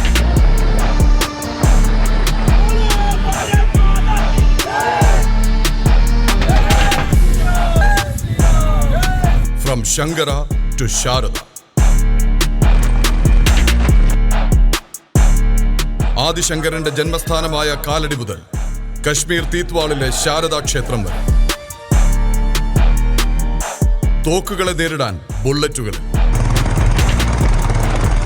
പഹൽഗാമിൽ 26 ജീവനെടുത്ത ഭീകരതയ്ക്ക് 26 ബുള്ളറ്റുകളിലേറി ഏകതയുടെ ദൃഢ സന്ദേശം. ആദിശങ്കരന്റെ അഖണ്ഡ ഭാരത സങ്കല്പത്തിൽ നിന്ന് ഏകതയുടെ പ്രചോദനം ഉൾക്കൊണ്ട് ഭാരത യുവത. ചലോ LOC, ജനം TV. ചലോ LOC സംഘം ലക്ഷ്യസ്ഥാനത്തെത്തി. സംഘം ടീത്വാൾ ശാരദാ ക്ഷേത്രത്തിലാണ് എത്തിച്ചേർന്നത്. പെഹൽഗാം ഭീകരാക്രമണത്തിന് ശേഷം LOCയിലെത്തുന്ന ആദ്യ സിവിലിയൻ സംഘമാണ് ഈ ചലോ LOC സംഘം. ആദിശങ്കരാചാര്യരുടെ ജന്മഭൂമിയായ കാലടിയിൽ നിന്നാണ് സംഘം യാത്ര ആരംഭിച്ചത്. ബുള്ളറ്റുകൾക്കെതിരെ 100 റോയൽ എൻഫീൽഡ് ബുള്ളറ്റുകളിൽ R രാമാനന്ദന്റെ നേതൃത്വത്തിലാണ് സംഘം യാത്ര തിരിച്ചത്. ചലോ LOC സംഘം ഇപ്പോൾ ജനം TVക്കൊപ്പം ചേരുകയാണ്. രാമാനന്ദ്, കേൾക്കാൻ കഴിയുന്നുണ്ടെങ്കിൽ ആദ്യം തന്നെ അഭിനന്ദനങ്ങൾ. അപ്പം ഓരോ ഭാരതീയന്റെയും ഭാഗത്ത് നിന്ന് നന്ദി കൂടി പറയുന്നു. നമസ്കാരം. സന്തോഷം. കേൾക്കാമല്ലോ അല്ലേ? കേൾക്കാം. നിയന്ത്രണ രേഖയിലാണ് നിൽക്കുന്നത്, അതുകൊണ്ട് റേഞ്ച് എത്ര ഉണ്ടെന്ന് അറിഞ്ഞൂടാ, ഇവിടെ നെറ്റ്വർക്ക് കണക്ടിവിറ്റി എത്ര ഉണ്ടെന്ന് അറിഞ്ഞൂടാ. ഞങ്ങള് കേൾക്കാമല്ലോ അല്ലേ? കേൾക്കാം, പറഞ്ഞോളൂ. ഞങ്ങൾ ഇന്ന് രാവിലെ, ഇന്നലെ കുപ്വാരയിലാണ് താമസിച്ചത്. ഇന്ന് രാവിലെ ഒരു 6:30യോടനുബന്ധിച്ച് അവിടുന്ന് ഇറങ്ങി. കുപ്വാര ക്ഷീർ ഭവാനി ക്ഷേത്രത്തിൽ നിന്ന് ഇറങ്ങി അവിടെ നിന്ന് ടീത്വാളിലേക്ക് വന്നു. വരുന്ന വഴിക്കൊക്കെ ഞങ്ങൾക്ക് പോലീസിന്റെ ഒക്കെ പ്രൊട്ടക്ഷൻ ഒക്കെ ഉണ്ടായിരുന്നു. പോലീസൊക്കെ നമ്മുടെ മുമ്പിൽ ഉണ്ടായിരുന്നു. ആർമി വലിയ സഹായമാണ് ചെയ്തത് എല്ലാ സ്ഥലത്തും. 2 ദിവസം മുമ്പ് പറഞ്ഞിരുന്നു, ആർമിയുടെ റിസപ്ഷനെ കുറിച്ചൊക്കെ പറഞ്ഞിരുന്നു. അത്ഭുതകരമായ ഒരു കാര്യം എന്താന്ന് വെച്ചാൽ, ടീത്വാളിലേക്ക് ആർക്കും അനുമതി കൊടുത്തിട്ടില്ല, ഒരാൾക്ക് പോലും അനുമതി കൊടുത്തിട്ടില്ല. ഇന്നിവിടെ മഹാഭിഷേകം നടക്കുകയാണ്, അതിന്റെ പ്രധാനപ്പെട്ട ആളുകൾക്ക് പോലും അനുമതി കൊടുത്തിട്ടില്ല. പക്ഷെ ഞങ്ങൾ ഇന്നലെ ഡിസ്ട്രിക്ട് കളക്ടറെ, ഡിസ്ട്രിക്ട് മജിസ്ട്രേറ്റും കൂടിയാണ്, അവരെ പോയി കണ്ട സമയത്ത് പറഞ്ഞു, നിങ്ങളുടെ മെസ്സേജ് കേൾക്കുന്ന സമയത്ത് നിങ്ങളെ എങ്ങനെ വിടാതിരിക്കും ഞങ്ങൾ എന്നാണ് പറഞ്ഞത്. അതുകൊണ്ട് നിങ്ങളെ വിട്ടുകൊണ്ട് ഞങ്ങൾ ഭാരതം ആദ്യമായി നിയന്ത്രണ രേഖയിലേക്ക് സിവിലിയൻസിനെ അനുവദിക്കുകയാണ്. എന്ന് വെച്ചാൽ പാകിസ്ഥാന്റെ ഭാഗത്തുള്ള നിയന്ത്രണ രേഖയിലേക്ക് ആദ്യമായി സിവിലിയൻസിനെ അനുവദിക്കുകയാണ്. അതുകൊണ്ട് ഭാരതം പെഹൽഗാമിന് ശേഷം എടുത്ത സിവിലിയൻസിനെ അനുവദിക്കാമെന്നുള്ള തീരുമാനത്തിൽ ആദ്യം വിട്ടത് ചലോ LOCയാണ്. രാമാനന്ദന്, പക്ഷേ അവിടെ എത്തി നിൽക്കുമ്പോൾ സമ്മിശ്ര വികാരമായിരിക്കും നിങ്ങൾ ഓരോരുത്തരുടെയും മനസ്സിൽ. ഒരു ലക്ഷ്യത്തോടു കൂടിയാണ് അങ്ങോട്ട് പുറപ്പെട്ടത് എങ്കിൽ പോലും അവിടെ എത്തി നിൽക്കുമ്പോൾ എന്തുദ്ദേശത്തിൽ നിങ്ങൾ പുറപ്പെട്ടു എന്നുള്ളതിനൊപ്പം നമ്മുടെ രാജ്യത്തെ റെപ്രസെന്റ് ചെയ്ത് കൂടി അവിടെ നിൽക്കുമ്പോൾ എന്തൊക്കെ ഉണ്ട് മനസ്സിലിപ്പോൾ? എന്ത് തോന്നുന്നു എന്ന് വെച്ചാൽ, ഇതൊരു ഒരു ചരിത്ര മുഹൂർത്തമാണ്. കാരണം കേരളത്തിൽ നിന്ന്, ഭാരതത്തിന്റെ തെക്കേ അറ്റത്ത് നിന്ന് വടക്കേ അറ്റത്തേക്ക് ഇങ്ങനെ ബൈക്കില് ഇത്രയും പേര് ഒരുമിച്ച് ഒരേ ലക്ഷ്യവുമായി സഞ്ചരിച്ചിട്ടുണ്ടോ എന്ന് ചോദിച്ചാൽ എനിക്ക് അറിഞ്ഞുകൂടാ. അത് ആദ്യമായിട്ടായിരിക്കും സംഭവിക്കുന്നത് അങ്ങനെ ഒരു കാര്യം. അപ്പൊ ഞങ്ങൾ നിൽക്കുന്നത് ശാരദാ ക്ഷേത്രത്തിന്റെ മുമ്പിലാണ്. ശാരദാ ക്ഷേത്രം LOCയിലുള്ള ടീത്വാളിലുള്ള ക്ഷേത്രമാണ്. ഇവിടെ നോക്കിക്കഴിഞ്ഞാൽ എന്റെ പുറകിൽ കാണുന്നത് POK ആണ്, അതായത് പാകിസ്ഥാൻ ഒക്യുപ്പൈഡ് കാശ്മീരാണ്. പാകിസ്ഥാൻ ഒക്യുപ്പൈഡ് ജമ്മു കാശ്മീർ, POJK എന്ന് നമ്മൾ വിളിക്കുന്ന പാകിസ്ഥാൻ ഒക്യുപ്പൈഡ് ജമ്മു കാശ്മീരാണ്. എന്ന് വെച്ചാൽ നേരെ നമ്മൾ കണ്ടുകൊണ്ടിരിക്കുന്ന POJK ആണ്. അതായത് ഒരു കല്ല് എടുത്തെറിയാനുള്ള ദൂരത്തിൽ മാത്രമാണ് ഞങ്ങൾ നിൽക്കുന്നത്. ഭയവും തോന്നുന്നില്ല, അഭിമാനം മാത്രമേ തോന്നുള്ളൂ. ഇത്രയും ദൂരം സഞ്ചരിച്ചിട്ട് ഇവിടെ എത്തുന്ന സമയത്ത് അഭിമാനം മാത്രമേ തോന്നുള്ളൂ. നമ്മുടെ മുഴുവൻ ടീം അംഗങ്ങളും ഉണ്ട്, പട്ടാളക്കാരും ആർമി ഓഫീസേഴ്സ് ഒക്കെ ഞങ്ങളെ കണ്ട് വന്ന് പരിചയപ്പെടുകയും അവരുടെ കാര്യങ്ങളൊക്കെ പറയും ചെയ്തു. ടീം അംഗങ്ങളൊക്കെ ഇവിടെ ഇരിക്കുകയാണ്. ഇപ്പൊ അകത്ത് മഹാഭിഷേകം നടന്നുകൊണ്ടിരിക്കുകയാണ് ശാരദാദേവിയുടെ. ആ മഹാഭിഷേകത്തിന് ശേഷം നമുക്ക് ഞങ്ങള് ഒരു പദ്ധതി എന്താണെന്ന് വെച്ചാൽ, കിഷൻ ഗംഗയാണ് ലൈൻ ഓഫ് കൺട്രോൾ. കിഷൻ ഗംഗയിലേക്ക് പോയി കിഷൻ ഗംഗയിൽ പെഹൽഗാമിൽ വെച്ച് ജീവൻ പൊലിഞ്ഞ നമ്മുടെ സഹോദരങ്ങൾക്ക് വേണ്ടി അന്ത്യാഞ്ജലി ബലി അർപ്പിക്കാം എന്നാണ് കരുതുന്നത്. അപ്പൊ ഞങ്ങൾ അവിടുന്ന് ബലി തർപ്പണം ചെയ്യുന്നുണ്ടാവും കിഷൻ ഗംഗയിൽ. അതായത് ലൈൻ ഓഫ് കൺട്രോളിൽ നീലം നദി എന്ന് പാകിസ്ഥാൻ വിളിക്കുന്ന നമ്മള് ജലം കിഷൻ ഗംഗ എന്ന് വിളിക്കുന്ന ആ നദിയിൽ നമ്മൾ ബലിതർപ്പണം നടത്തുന്നുണ്ടാവും. രാമാനന്ദ, എത്ര കണ്ട അഭിമാനമുണ്ടെന്ന് ഞാൻ ചോദിക്കാൻ തുടങ്ങുകയായിരുന്നു. പക്ഷെ ആ ഓരോ സംഘാംഗത്തിന്റെയും മുഖത്ത് കാണുന്ന ആ അഭിമാനം അത് വിളിച്ചു പറയുന്നുണ്ട്. ഇനി അത് വാക്കുകൾ പ്രത്യേകിച്ച് വേണമെന്നില്ല. മറക്കാനാകാത്തൊരു അനുഭവം ചോദിക്കണമെന്നുണ്ടായിരുന്നു. പക്ഷെ ഏറ്റവും മറക്കാനാകാത്ത അനുഭവം ഈ നിയന്ത്രണ രേഖയിലെ നിങ്ങളുടെ അവിടെ എത്തിച്ചേർന്നപ്പോഴുള്ള അനുഭവം തന്നെയാകും. എങ്കിൽ പോലും ഈ വഴിയിൽ ഈ കഴിഞ്ഞ ദിവസങ്ങളിലെ യാത്രയിൽ മറക്കാനാകാത്ത ഇടം, മറ്റനുഭവങ്ങൾ കൂടി പറയാം. മറക്കാനാവാത്ത ഏറ്റവും വലിയ അനുഭവം എന്താണെന്ന് വെച്ചാൽ ഇന്നലത്തെ പെർമിഷൻ തന്നെയാണ്. ഇന്നലെ ഞങ്ങൾ കുപ്വാര എത്തുന്നവരെ ഞങ്ങൾക്ക് പെർമിഷൻ അലൗ ചെയ്തിട്ടില്ല. ഞങ്ങൾക്ക് പെർമിഷൻ തരില്ല, നോൺ റെസിഡൻസിന് അലൗഡ് അല്ല എന്ന് തന്നെ വളരെ കട്ടൻറൈറ്റ് ആയിട്ട് പറഞ്ഞു കഴിഞ്ഞിരുന്നു ഡിസ്ട്രിക്ട് മജിസ്ട്രേറ്റ്. ആയുഷി സുധാൻ എന്ന് പറയുന്ന ഒരു കളക്ടറാണ്. അവര് ഡിസ്ട്രിക്ട് കളക്ടറാണ്, IAS കാരിയാണ്, പക്ഷെ അവര് ഡിസ്ട്രിക്ട് മജിസ്ട്രേറ്റ് കൂടിയാണ്. അപ്പൊ അവര് വളരെ കട്ടൻറൈറ്റ് ആയിട്ട് പറഞ്ഞു കഴിഞ്ഞിരുന്നു നമുക്ക് അനുമതി ഇല്ല എന്നുള്ളത്. പക്ഷെ ഈ സമയത്ത് അവര് ഞങ്ങൾ ചെന്ന സമയത്ത് നമ്മുടെ കാര്യങ്ങളൊക്കെ എല്ലാം അവര് അറിഞ്ഞിട്ടുണ്ടായിരുന്നു. കാര്യങ്ങളൊക്കെ അറിഞ്ഞ സമയത്ത് നമ്മൾ അനുവദിക്കാമെന്ന് പറയാണ്ടായത് അത് വലിയ അത്ഭുതമായിട്ട് തോന്നുന്നു. കാരണം ഇത്രയും സെക്യൂരിറ്റി പ്രശ്നങ്ങളൊക്കെ നിൽക്കുന്ന സമയത്ത് നമ്മളെ മാത്രം LOCയിലേക്ക് അനുവദിച്ചു. പോയിക്കോളാൻ പറഞ്ഞു. ഞങ്ങൾക്ക് വേണ്ട പോലീസ് പ്രൊട്ടക്ഷൻ ഒക്കെ ഏർപ്പാടാക്കി. ഞങ്ങളെ വണ്ടിയുടെ മുന്നിലും പിന്നിലായിട്ട് പോലീസിന്റെ അകമ്പടി വാഹനങ്ങൾ ഉണ്ടായി. ആർമി CRPF ഒക്കെ വലിയ ഇതൊക്കെ ചെയ്തു. ഇതൊക്കെ വാസ്തവത്തിൽ പറയുകയാണെങ്കിൽ നമ്മുടെ ഒരു ശ്രമം കൊണ്ടല്ല, ഒരുപക്ഷെ ആ ഉദ്ദേശത്തിന്റെ ശുദ്ധി കൊണ്ട് പരാശക്തി അനുഗ്രഹിച്ചാണെന്നാണ് ഞങ്ങൾ വിശ്വസിക്കുന്നത്. അത് തന്നെയാണ് ഏറ്റവും വലിയ അത്ഭുതം. അത് തന്നെയാണ് ഏറ്റവും വലിയ അനുഭവം. കാരണം ഈ യാത്ര തീരുമാനിച്ച അന്ന് മുതൽ വ്രതമെടുത്ത ആളുകളുണ്ട്. ഇപ്പൊ സുമേഷ് ചേട്ടൻ നമ്മുടെ ട്രഷററാണ്. സുമേഷ് ചേട്ടൻ നമ്മുടെ ട്രഷററാണ്. അദ്ദേഹമൊക്കെ അന്ന് മുതൽ ശാരദാ ക്ഷേത്രം സന്ദർശിക്കാൻ വേണ്ടി വ്രതമെടുത്ത ആളാണ്. അതുപോലെ വ്രതമെടുത്ത് വന്ന ഒരുപാട് പേരുണ്ട്. അങ്ങനെ വ്രതമെടുത്ത് വരിക എന്ന് പറഞ്ഞാൽ തന്നെ അതിൻ്റെ അകത്തുള്ള ഭക്തി എത്രത്തോളം ഉണ്ടെന്ന് അറിയാമോ? സുമേഷ് ചേട്ടൻ ഒന്ന് സംസാരിക്കാമോ? അദ്ദേഹം നമ്മുടെ ട്രഷററാണ്. നമസ്കാരം. ഇതൊരു നിയോഗം പോലെ നമ്മളിലേക്ക് വന്നു ചേർന്നതാണ് ഈ യാത്ര. 12 ദിവസം നമ്മൾ 3600 കിലോമീറ്റർ യാത്ര ചെയ്ത് ശാരദാപീഠത്തിൽ എത്തിയിരിക്കുകയാണ്. വളരെ സന്തോഷം നമ്മൾ പ്രകടമാണ് എല്ലാവരിലും. ഈ സമയത്ത് എന്താണ് നമുക്കത് എങ്ങനെയാണ് മുന്നിൽ പറയേണ്ടതെന്ന് അറിയില്ല. അത്രയും വികാരം നമുക്ക് അനുഭവപ്പെടുന്നുണ്ട്. എന്തായാലും ഇതൊരു നിയോഗം തന്നെയായിട്ടാണ് നമ്മൾ കരുതുന്നത്. ഈ ജീവിതത്തിൽ ഒരിക്കൽ മാത്രം സംഭവിക്കാവുന്ന വലിയൊരു മഹത്തായ കാര്യമായിട്ട് ഇതിനെ കാണാനാണ് ഞങ്ങൾ ആഗ്രഹിക്കുന്നത്. തീർച്ചയായും ഏറ്റവും മഹത്തായ കാര്യം തന്നെയാണ്. ഏതായാലും നിങ്ങൾ മുന്നോട്ട് വെച്ചൊരു ആശയമുണ്ടല്ലോ, യാത്ര തുടങ്ങുമ്പോൾ എന്താശയത്തിന്മേലാണോ നിങ്ങൾ യാത്ര തുടങ്ങിയത്, പക്ഷേ ആ യാത്രയുടെ പ്രത്യേകത ബുള്ളറ്റുകളിന്മേലാണ് ഇത്രയും കിലോമീറ്ററുകൾ നിങ്ങൾ മുന്നേറി. അതൊരു തടസ്സവുമില്ലാതെ, ദൈവം സഹായിച്ച ഒരു തടസ്സവുമില്ലാതെ നിങ്ങൾക്ക് അവിടെ എത്തിച്ചേരാൻ കഴിഞ്ഞു എന്ന് പറയുന്നത് വലിയ ഒരു കാര്യമാണ്. ഈ നിശ്ചയദാർഢ്യം ഇത് ലോകത്തോട് പറയുന്ന ഒരു സന്ദേശം കൂടിയുണ്ടല്ലോ രാമാനന്ദ്. അതെ, നിശ്ചയദാർഢ്യം തീർച്ചയായിട്ടും നമ്മൾ മുന്നിൽ വെക്കാതിരുന്നാൽ തീർച്ചയായിട്ടും ആ നിശ്ചയദാർഢ്യം സംഭവിക്കുന്നുള്ളതാണ്. ഇതിൽ വന്നിരിക്കുന്ന ഓരോരുത്തരും സ്വന്തം കയ്യിൽ നിന്ന് കാശ് ചെലവാക്കിയിട്ടാണ് വന്നിട്ടുള്ളത്. ഇത്രയും കണ്ടീഷൻസ്, അതായത് വെതർ എന്നൊക്കെ പറഞ്ഞാൽ 50 ഡിഗ്രിയോളാണ് ഡൽഹിയിലെ ചൂട്. ആ സമയത്ത് ഈ കറുത്ത ജാക്കറ്റ് ഇട്ടിട്ട് നട്ടുച്ചയ്ക്കൊക്കെ റൈഡ് ചെയ്യുന്ന ആളുകളുടെ ഒരു അവസ്ഥ എന്താണെന്ന് ആലോചിച്ച് നോക്കിയാൽ 2 പേര് ഹോസ്പിറ്റലൈസ്ഡ് ആയി. വീണ്ടും ഒന്നാൽ ഒരാളെ പോലും എവിടെയും ഞങ്ങൾ വരുന്നില്ല എന്ന് പറഞ്ഞ് മാറ്റി നിർത്തേണ്ട സ്ഥിതി ഉണ്ടായില്ല. ഇന്ന് രാവിലെ പോലും വയ്യാത്ത ആളുകളുണ്ടായിരുന്നു. എല്ലാവർക്കും ഇവിടേക്ക് വരാൻ പറ്റി. ഇതൊക്കെ ഒരു വലിയൊരു ദൈവാനുഗ്രഹമാണെന്നാണ് ഞാൻ വിശ്വസിക്കുന്നത്. ഭാരതമാതാവ് വാസ്തവത്തിൽ ഒരുപക്ഷെ ഒരു മനുഷ്യന്, ഭാരതത്തിൽ ജീവിക്കുന്ന ഒരു മനുഷ്യന് ഒരു തവണയെങ്കിലും ആ അമ്മയ്ക്ക് വേണ്ടി എന്തെങ്കിലും അർപ്പിക്കാൻ ഒരു അവസരം തരും. ആ അവസരം നമ്മൾ തിരിച്ചറിഞ്ഞ് അത് ഉപയോഗിക്കുക എന്നുള്ള വലിയ കാര്യമാണ്. അപ്പൊ ഞങ്ങളെ കൂടെ യാത്ര ചെയ്തവരുണ്ട്, ഞങ്ങൾക്ക് വേണ്ടി പ്രാർത്ഥിച്ചവരുണ്ട്, കൂടെ നിന്നവരുണ്ട്, പുറത്തുനിന്ന് എല്ലാവരും സപ്പോർട്ട് ചെയ്തവരുണ്ട്.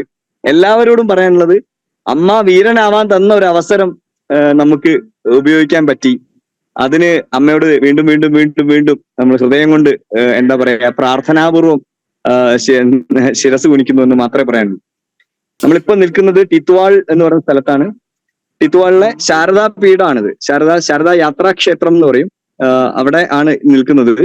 അത് രവീന്ദ്ര പണ്ഡിതാജി എന്ന് പറയുന്ന ഒരു കശ്മീരി പണ്ഡിറ്റ്, അദ്ദേഹമൊക്കെയാണ് ഇതിന്റെ മുൻകൈ എടുത്ത് ചെയ്തിട്ടുള്ളത്. അദ്ദേഹത്തിന്റെ ട്വീറ്റുകളൊക്കെ പ്രധാനമന്ത്രി വരെ ശ്രദ്ധിക്കുന്ന ട്വീറ്റുകളാണ്. അദ്ദേഹം നമ്മുടെ കൂടെ ഉണ്ട്, അദ്ദേഹത്തെ ഒന്ന് പരിചയപ്പെടുത്താം. ഇത് നമസ്കാരം. Namaskara. Ravindra Pandita, I am the chairman and founder of the Save Sharda Committee. It's a registered trust. And our struggle is basically to reopen Sharda Sarvagnya Peeth. So our correspondence dates back to 2006 between India and Pakistan governments. And because of one of the civil societies out there in POK, we have laid flowers on Sarvagnya Peeth, though we couldn't be allowed to go. I have myself visited Kartarpur. I have been cleared by both the governments, but Indian government rejects my permit when I apply for the LOC permit to travel to Sharda Peeth. So we should raise in one voice the slogan that religious corridors should be opened. We have a right to religion. We should be allowed to go to Sharda Peeth. Otherwise, the way they are encroaching it and the way they have constructed the coffee home, the Pak Army, against the Supreme Court order of POK, which was in my favor regarding the encroachments. So that should be removed, and I announced last year only if they don't remove, whole pan-India Sharda followers should come here and we will make an LOC march. But today I'm very happy that a group of people, they have been coming here, but today the rally in itself signifies that how the 26 Pahalgam martyrs, for them, yes, we should do something. We will do a Pitra Puja also down on the banks of Kishanganga Ghat today. And though after Operation Sindoor, situation is very tough and difficult, but we have to manage, we have to see the temple run. This is the only temple where we are standing today, which functioned 24/7 because of the local support out here, because of the support of the Muslims out here. They have supported us. There's no Hindu, there's no, Sikh here, but the Gurdwara and temple functioned even during Operation Sindoor. So that's something to be talked about. And last, I would, through your medium, again request Government of India to consider and talk to Pakistan and force them rather for the reopening of the Sharda Peeth, because we see since 1948 it's closed and we have the land out there. We had migrated in 1948. So it should be reopened for all Sanatanis.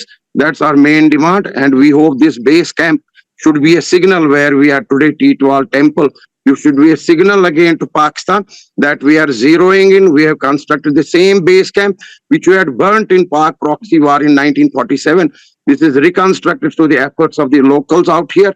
We have reclaimed the land. We have constructed the same Gurdwara and temple. So Sharda belongs to all. All Sharda followers are requested to come. We have a website here. Everything is in position. The homestays, the travel arrangements, the budget travel. It's written on the website. So you're most welcome to come out here. And I'm again very happy to see this group of people taking it so serious and coming all the way from Karadi, the birthplace of Adi Shankaracharya, and be here at Kashmir, the last point of India.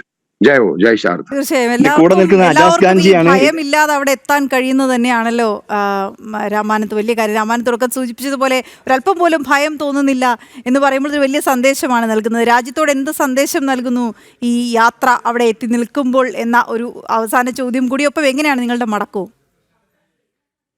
ഒരാളെ കൂടെ പരിചയപ്പെടുത്തിയിട്ട് ആ സന്ദേശവും അതും കൂടെ ഒരുമിച്ച് പറയാം.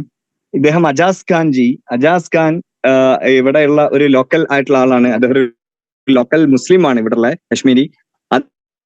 ആണ് ഈ ടെമ്പിളിന്റെ ഒരു പ്രൊട്ടക്ടർ. അങ്ങനെ ധാരാളം ഭാരതത്തിന്റെ ദേശീയതയോട് ചേർന്ന് നിൽക്കുന്ന ധാരാളം ആളുകളുണ്ട്. ഭാരതത്തിന്റെ ദേശീയത എന്ന് പറഞ്ഞാൽ സാംസ്കാരിക ദേശീയത എന്ന് നമ്മൾ ഹിന്ദുത്വം എന്നൊക്കെ വിളിക്കുന്നത് ഭാരതത്തിലെ എല്ലാ ജനവിഭാഗങ്ങളെയും കൂടി ചേർത്ത് നിർത്തുന്നതാണ്. അങ്ങനെ ചേർന്ന് നിൽക്കുന്ന ഭാരതത്തിന്റെ ദേശീയധാരയോട് ചേർന്ന് നിൽക്കുന്ന ആളുകൾ ഇവിടെ ഉണ്ട്. അതിലൊരാളാണ് അജാസ് ഖാൻജിയാണ് ഈ വലിയ ക്ഷേത്രം അവിടെ സംരക്ഷിച്ച് നിർത്തുന്നത്. അങ്ങനെ ധാരാളം സ്ഥലങ്ങളിൽ ഇങ്ങനെയുള്ള ആളുകളെ നമുക്ക് കാണാൻ സാധിക്കുന്നുണ്ട്. ഭാരതത്തിനോട് അല്ലെങ്കിൽ ഈ മൊത്തം ഈ യാത്രയുടെ സന്ദേശമായിട്ട് പറയാനുള്ളതാണ്, ഭാരതം ഒന്നാണ്, ഭാരതത്തിന്റെ ദേശീയത ഒന്നാണ്. മതവും ജാതിയും വർഗവും വർണ്ണവും ഒക്കെ രാഷ്ട്രം വരുന്ന സമയത്ത് മാറ്റിവെക്കണം. രാഷ്ട്രം ഒന്നാണ്, നേഷൻ ഈസ് ഫസ്റ്റ് എന്നുള്ളത് തന്നെയാണ് നമ്മുടെ മെസ്സേജ്. ഓക്കെ, തീർച്ചയായും. എങ്ങനെയാണ് രാമാനന്ദ് മടക്കം ഇന്ന് ഞങ്ങൾ കുപ്വാരയിൽ സ്റ്റേ ചെയ്യും. വീണ്ടും കുപ്വാരയിലേക്ക് പോകും. ഇന്നും ഞങ്ങൾ കുപ്വാരയിലാണ് സ്റ്റേ. നാളെ ഞങ്ങൾ കുപ്വാരയിൽ നിന്ന് ശ്രീനഗറിൽ പോകും. ശ്രീനഗറിൽ നാളെ JNK ലഫ്റ്റനന്റ് ഗവർണറെ കാണാനുള്ള ഒരു അനുമതിയുണ്ട്. അദ്ദേഹത്തോട് സംസാരിക്കുന്നുണ്ടാവും, അദ്ദേഹത്തെ കാണുന്നുണ്ടാവും. അതിനുശേഷം ഞങ്ങൾ ജമ്മുവിലേക്ക് പോകും. ജമ്മുവിൽ നിന്ന് ഞങ്ങളുടെ ബൈക്കുകൾ ഞങ്ങൾ നാട്ടിലേക്ക് പാക്ക് ചെയ്യും. അതിനുശേഷം ഡൽഹിക്ക് വരും. ഡൽഹിയിൽ ഇതുപോലെ കുറച്ച് ഹൈ ലെവൽ മീറ്റിംഗ്സ് ഒക്കെ ഓർഗനൈസ് ചെയ്യുന്നുണ്ട്. അവരൊക്കെ കണ്ടതിന് ശേഷം നാട്ടിലേക്ക് തിരിച്ചു വരും. യെസ്, വളരെ നന്ദി രാമാനന്ദ്. അത് ഇപ്പോൾ ജനപ്രിയയോടൊപ്പം ചേർന്നതിന് മാത്രമല്ല, ഇങ്ങനൊരു യാത്ര നയിച്ചതിനും അഭിനന്ദനങ്ങൾ ടീമംഗങ്ങളെയും അറിയിക്കുക. ജനപ്രിയയുടെ ഭാഗത്തുനിന്നൊപ്പം ഞങ്ങളുടെ കമൻറ്റ് ബോക്സിൽ പ്രേക്ഷകർ വന്ന് നിങ്ങൾക്ക് അഭിനന്ദനങ്ങൾ പറയുന്നതിനൊപ്പം ഭാരത് മാതാ കി ജയ്. എല്ലാവരുടെ ഉള്ളിലും ആ ഒരു ദേശസ്നേഹം വളർത്താൻ നിങ്ങളുടെ യാത്രയ്ക്ക് സാധിച്ചു എന്നതിൽ വലിയ അഭിമാനം, സന്തോഷം. Thank you. മറ്റു വാർത്തകളിലേക്ക് പോകാം. ബംഗ്ലാദേശിൽ രവീന്ദ്രനാഥ് ടാഗോറിന്റെ വസതിക്ക് നേരെ നടന്ന ആക്രമണം ഞെട്ടിക്കുന്നതെന്ന് BJP നേതാവ് അമിത് മാളവ്യ. യൂനിസ് സർക്കാരിന്റെ കീഴിൽ ജനക്കൂട്ടം സിരാജ്ഗഞ്ചിലെ ടാഗോറിന്റെ ചരിത്രപ്രസിദ്ധമായ വസതി നശിപ്പിച്ചു. ടാഗോറിന് നേരെ വിദ്വേഷ മുദ്രാവാക്യങ്ങൾ വിളിക്കുകയും വസതി തല്ലി തകർക്കുകയും ചെയ്തു. ഇത് ബംഗ്ലാദേശിന്റെ സാംസ്കാരിക പൈതൃകത്തോടുള്ള നിന്ദയും ആക്രമണവുമാണെന്ന് അമിത് മാളവ്യ എക്സിൽ കുറിച്ചു. അതേസമയം സമാന സാഹചര്യമാണ് മമതാ ബാനർജിയുടെ കീഴിൽ ബംഗാളിലും നടക്കുന്നതെന്നും അമിത് മാളവ്യ വിമർശിച്ചു. കഴിഞ്ഞ ദിവസമാണ് ബംഗ്ലാദേശിലെ രവീന്ദ്രനാഥ ടാഗോറിന്റെ വസതിക്ക് നേരെ ആൾക്കൂട്ട ആക്രമണമുണ്ടായത്. അക്രമത്തിന്റെ ദൃശ്യങ്ങൾ ഉൾപ്പെടെ പങ്കുവച്ചാണ് BJP നേതാവ് അമിത് മാളവ്യ യൂനുസ് സർക്കാരിനെതിരെ ആഞ്ഞടിച്ചത്. ടാഗോറിന്റെ വസതിക്കു നേരെയുണ്ടായ ആൾക്കൂട്ട ആക്രമണം വളരെ ഞെട്ടിക്കുന്നതാണെന്നും സാംസ്കാരിക പൈതൃകത്തോടുള്ള തുറന്ന ആക്രമണമാണെന്നും അദ്ദേഹം എക്സിൽ കുറിച്ചു. ടാഗോർ ലോകത്തിൻ്റെതാണ്. അദ്ദേഹത്തിന്റെ ആദർശങ്ങളിൽ വിശ്വസിക്കുന്ന നിരവധി പേരുണ്ട്. എന്നാൽ ടാഗോറിന്റെ വസതിക്കു നേരെ ഇരച്ചെത്തിയ ആൾക്കൂട്ടം അദ്ദേഹത്തിനെതിരെ മുദ്രാവാക്യങ്ങൾ ഉയർത്തി. ടാഗോറിന്റെ വസതി തല്ലി തകർത്തു. ബംഗ്ലാദേശിൽ ടാഗോറും അദ്ദേഹത്തിന്റെ ആദർശങ്ങളും സുരക്ഷിതമല്ലെന്നും അമിത് മാളവ്യ എക്സിൽ കുറിച്ചു. ഇന്നലെ മ്യൂസിയം പാർക്കിംഗ് ഫീസുമായി ബന്ധപ്പെട്ട് ജീവനക്കാരും സന്ദർശകനും തമ്മിലുണ്ടായ തർക്കമാണ് പ്രാദേശിക സംഘർഷത്തിന് വഴിവെച്ചത്.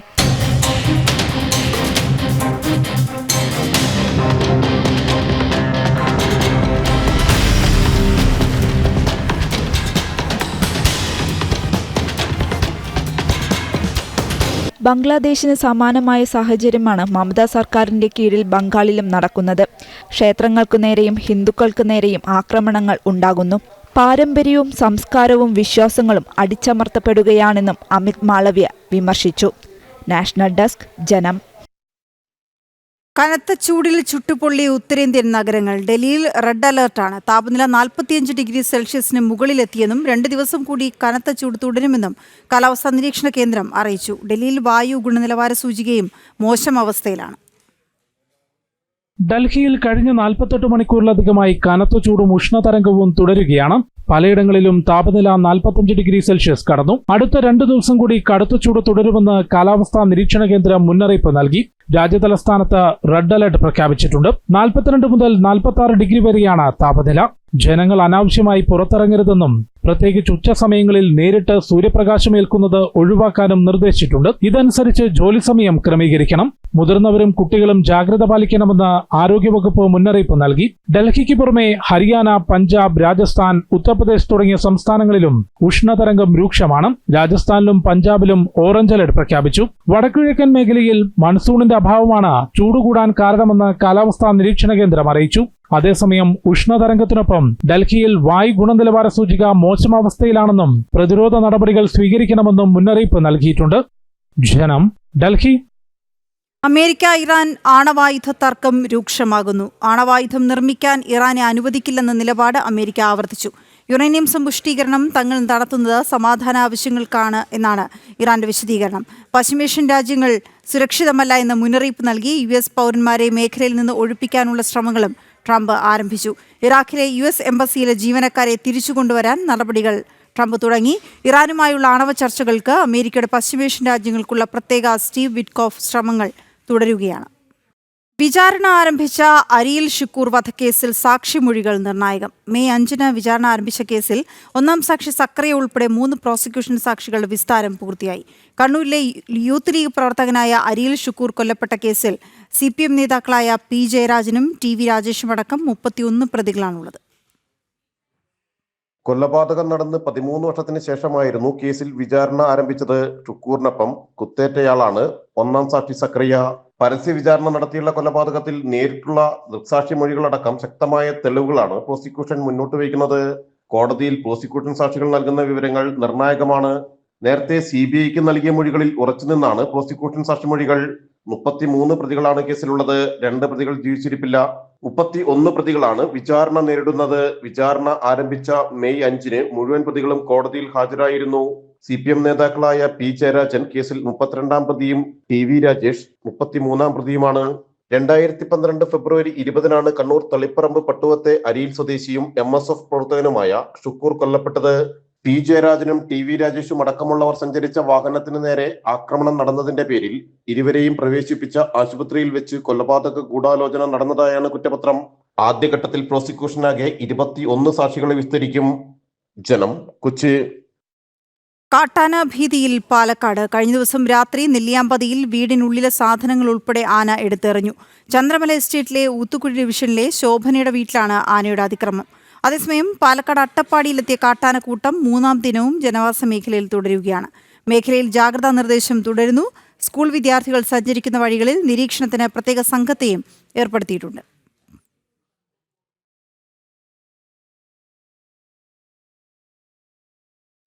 ശബരിമല സോളാർ പദ്ധതിക്ക് വൈദ്യുതി വകുപ്പ് തടസ്സം നിൽക്കുന്നതിൽ ദേവസ്വം ബോർഡിന് കടുത്ത അമർഷം. സാങ്കേതിക തടസ്സങ്ങൾ ഉന്നയിച്ചാണ് ശബരിമലയ്ക്ക് ഏറെ ഗുണം ചെയ്യുന്ന പദ്ധതിക്ക് വൈദ്യുതി വകുപ്പ് അനുമതി നിഷേധിച്ചത്. വൈദ്യുതി വിതരണ ലൈനുകൾ കാലപ്പഴക്കം ചെന്നതാണ് പ്രതിസന്ധിക്ക് കാരണമെന്നാണ് KSEB ചൂണ്ടിക്കാട്ടുന്നത്. ഒരു വർഷം വൈദ്യുതി നിരക്കായി 6.5 കോടിയിലധികം രൂപയാണ് ദേവസ്വം ബോർഡ് KSEBക്ക് നൽകുന്നത്. ശബരിമലയെ ഒന്നാകെ സോളാർ വെളിച്ചത്തിലേക്കാക്കാൻ സമഗ്രമായ പദ്ധതിയാണ് തിരുവിതാംകൂർ ദേവസ്വം ബോർഡ് തയ്യാറാക്കിയത്. 2.5 കിലോവാട്ട് സ്ഥാപിത ശേഷിയുള്ള സോളാർ പ്ലാന്റ് സൗജന്യമായി നിർമ്മിച്ചു നൽകാൻ ഒരു സ്വകാര്യ ധനകാര്യ സ്ഥാപനവും തയ്യാറായി. 1 രൂപ പോലും മുടക്കാതെ കൊച്ചി ഇന്റർനാഷണൽ എയർപോർട്ട് സാങ്കേതിക സഹായവും നൽകും. വൈദ്യുതി വിതരണ ലൈനുകൾ കാര്യക്ഷമമല്ല എന്ന് പറഞ്ഞാണ് പദ്ധതിക്ക് KSEB അനുമതി നിഷേധിച്ചത്. പമ്പ മുതൽ ശബരിമല വരെയുള്ള ലൈനുകൾ കുറ്റമറ്റതാക്കണമെങ്കിൽ 50 കോടിയിലധികം രൂപ ചിലവ് വരും. ഇത് ദേവസ്വം ബോർഡ് തന്നെ വഹിക്കണമെന്ന KSEBയുടെ നിലപാടാണ് ബോർഡിനെ ചൊടിപ്പിച്ചത്. പ്രശ്നം പരിഹരിക്കാൻ ദേവസ്വം വൈദ്യുതി മന്ത്രിമാരുടെ നേതൃത്വത്തിൽ തിരുവനന്തപുരത്ത് യോഗം ചേർന്നുവെങ്കിലും ഫലമുണ്ടായില്ല. ഇതോടെ പദ്ധതി ഉപേക്ഷിക്കുകയല്ലാതെ മറ്റൊരു നിവൃത്തിയുമില്ല ദേവസ്വം ബോർഡിന്. ഒരു വർഷം 6.5 കോടി രൂപയാണ് ദേവസ്വം ബോർഡ് KSEBക്ക് ശബരിമലയിൽ നിന്നും വൈദ്യുത ചാർജ് ഇനത്തിൽ നൽകുന്നത്. പദ്ധതി യാഥാർത്ഥ്യമായിരുന്നുവെങ്കിൽ ഈ ഭീമമായ തുക ശബരിമലയിലെ മറ്റ് വികസന പ്രവർത്തനങ്ങൾക്ക് ഉപയോഗിക്കാമായിരുന്നു. ജനം, കൊച്ചി. കൊല്ലം കുണ്ടറയിൽ മേശയുടെ ഗ്ലാസ് പൊട്ടിവീണ് പരിക്കേറ്റ് LKG വിദ്യാർത്ഥിക്ക് ദാരുണാന്ത്യം. കുമ്പളം സ്വദേശികളായ സുനീഷ് റൂബി ദമ്പതികളുടെ മകൻ 5 വയസ്സുകാരനായ എയ്തൻ സുനീഷാണ് മരിച്ചത്. ഇന്നലെ വൈകിട്ടാണ് അപകടമുണ്ടായത്. അമ്മ കുളിക്കാൻ കയറിയ സമയത്ത് എയ്തൻ ടീപ്പോയുടെ മുകളിൽ കയറവേ കാൽ വഴുതി ഗ്ലാസിന് മുകളിൽ വീഴുകയായിരുന്നു. ചോര വാർന്നു കിടന്ന കുഞ്ഞിനെ ആശുപത്രിയിൽ എത്തിച്ചെങ്കിലും ജീവൻ രക്ഷിക്കാനായില്ല. പോസ്റ്റ്മോർട്ടത്തിന് ശേഷം മൃതദേഹം കുടുംബത്തിന് നൽകും.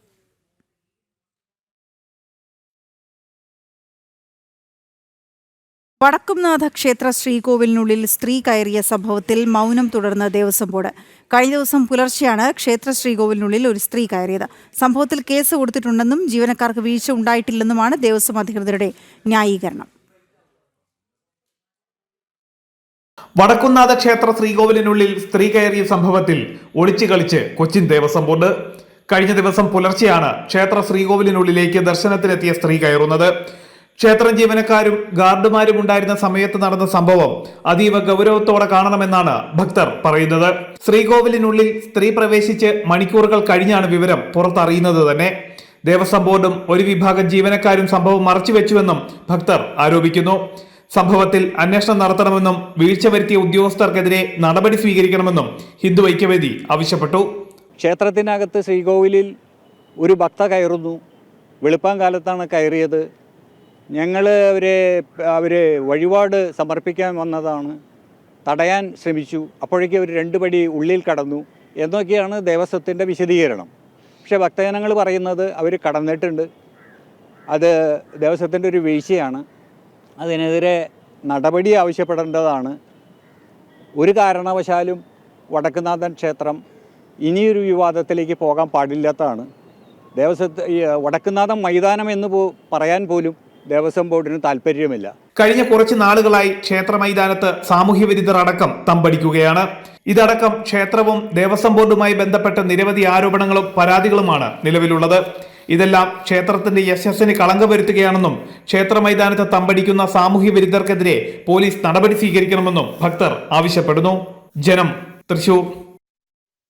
കനത്ത മഴയിൽ വീട് തകർന്നതിനെ തുടർന്ന് ദുരിതത്തിലായി 3 സ്ത്രീകൾ. കൊല്ലം രാമൻകുളങ്ങരയിലാണ് 70-കാരിയായ അമ്മയും 2 മക്കളും ആരോരും സഹായിക്കാനില്ലാതെ ജീവിതം വഴിമുട്ടിയത്. സമീപത്തെ ഒറ്റമുറി ഷെഡിലെ തറയിൽ തുണി വിരിച്ചാണ് ആരോഗ്യ പ്രശ്നങ്ങളുള്ള വൃദ്ധയടക്കം കഴിയുന്നത്.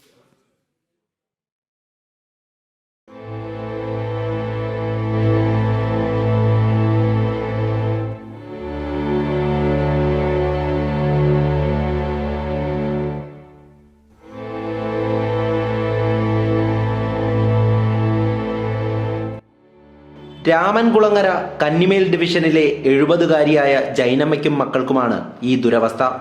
കാലങ്ങളായി 3 പേരും മറ്റാരുടെയും തുണയില്ലാതെ ഒരു വീട്ടിൽ കഴിഞ്ഞു വന്നു. 50 വയസ്സിലധികമുള്ള ഗ്രേസിയും വാർബരയുമാണ് മക്കൾ. 2 ആഴ്ച മുൻപ് പെയ്ത മഴയിലാണ് ഇവരുടെ വീട് പൂർണ്ണമായും തകർന്നത്.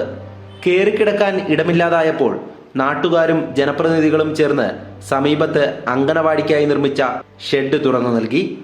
2 ആഴ്ചയായി ഇവിടെയാണ് ഇവർ കഴിഞ്ഞു വരുന്നത്. വൈദ്യുതിയില്ല, പ്രാഥമിക ആവശ്യങ്ങൾക്കായി ശൗചാലയം പോലുമില്ല, തറയാകെ നനഞ്ഞുകിടക്കുന്നു. റേഷൻ കടയിൽ നിന്നുള്ള ചാക്കുകൾ വാങ്ങി അത് വിരിച്ചാണ് ആരോഗ്യ പ്രശ്നങ്ങളുള്ള അമ്മയടക്കം കഴിയുന്നത്. വീട് കാറ്റത്തെല്ലാം ഇടിഞ്ഞും മറിഞ്ഞു. പിറ്റേന്ന് കാലത്തോടെ വന്നപ്പോൾ ഒരു കാറ് പാലിന് പോയപ്പം വീട് മറിഞ്ഞു കിടക്കുന്നു. പിന്നെ വെള്ളം തിളപ്പിക്കാനൊന്നും നോക്കുന്നില്ല. പിന്നെ ഇവിടെ വന്ന് പാർട്ടിക്കാരൊക്കെ വന്ന് ഇത് തുറന്നു തന്നു. അമ്മയ്ക്ക് തണുപ്പിനകത്ത് കിടക്കാൻ വയ്യ. പിന്നെ തുണിയെല്ലാം നൂത്തിയിട്ട് അടിക്കൊക്കെ തുണിയൊക്കെ ഇട്ട് പായൊക്കെ ഇട്ട്. വീടിരിക്കുന്ന സ്ഥലത്തെ പട്ടയം പണ്ടെങ്ങോ കൈമോശം വന്നതാണ്. എന്ത് ചെയ്യണമെന്ന് ഇവർക്കറിയില്ലായിരുന്നു. വീട് തകർന്നതിന് പിന്നാലെ അധികൃതർ വന്നു നോക്കി പരിഹാരം കാണാമെന്ന് പറഞ്ഞു മടങ്ങി. ജീവിതം വഴിമുട്ടിയ ഈ സ്ത്രീകൾ അനുഭവിക്കുന്ന ദുരിതം സമീപവാസികളെയും സങ്കടപ്പെടുത്തുന്നതാണ്. സാഹചര്യം വളരെ ദയനീയമാണ്. വളരെ ദയനീയമെന്ന് പറഞ്ഞാൽ അവർക്ക് ഈ വീട് ഉണ്ടായിരുന്ന സമയത്തെ ഇവർ ഈ വസ്തു പ്രമാണമാക്കാൻ വേണ്ടി വേറെ ആളുടെ ഇവരെ പട്ടയം കൊടുക്കുകയും അത് കൈമോശം വന്ന് പോവുകയൊക്കെ ചെയ്ത് ഇവർക്ക് ഈ ലക്ഷം വീട് തരംതിരിഞ്ഞ് മാറ്റിവെക്കുന്ന സമയമായപ്പം അങ്ങനെ വീട് വയ്ക്കാൻ പറ്റാത്തൊരു സാഹചര്യത്തിൽ വന്നു. ആ പൊസിഷനിൽ തന്നെ പിന്നെ ഇവരെ സംരക്ഷിക്കുന്നതിന് വേറെ ആൺതുണയില്ലല്ലോ. ചേട്ടത്തി അനിയത്തിയും തള്ളയാണെങ്കിൽ തീരെ വയ്യാത്തവർ. ചേട്ടത്തി കുറച്ചും കൂടി പ്രായമുള്ള ആൾ, ഇപ്പോൾ ഇത് അനിയത്തി. അപ്പോൾ ഇങ്ങനെ പ്രായമുള്ള മനുഷ്യരായത് കാരണം ഇവർക്ക് വേറെ വരുമാനമൊന്നുമില്ല. എവിടെങ്കിലും പോയി എന്തെങ്കിലും ഒരു വീട്ടു ജോലിക്കോ എന്തെങ്കിലും പോയി കിട്ടുന്നത് കൊണ്ടുവന്ന് നിത്യവൃത്തി കഷ്ടി അന്നം കണ്ടെത്തുന്ന ഒരു രൂപത്തിലാണ് അവർ മുൻപോട്ട് പോയിക്കൊണ്ടത്. നീണ്ടകര ഹാർബറിൽ ജോലിക്ക് പോയിരുന്ന ഇവർക്ക് ട്രോളിംഗ് നിരോധനം വന്നതോടെ അതുമില്ലാതായി. അധികൃതർ പറഞ്ഞ വാക്കിൽ പ്രതീക്ഷയർപ്പിച്ചാണ് ഓരോ ദിവസവും മുന്നോട്ട് പോകുന്നത്. ആരോഗ്യ പ്രശ്നങ്ങൾ കാരണം ഇനിയും ഇവർക്ക് ഈ ഷെഡിൽ കഴിഞ്ഞുകൂടാൻ ബുദ്ധിമുട്ടാണ്. എത്രയും വേഗം പരിഹാരമുണ്ടാവണമെന്നതാണ് നാട്ടുകാരുടെയും ആവശ്യം. ജനം, കൊല്ലം.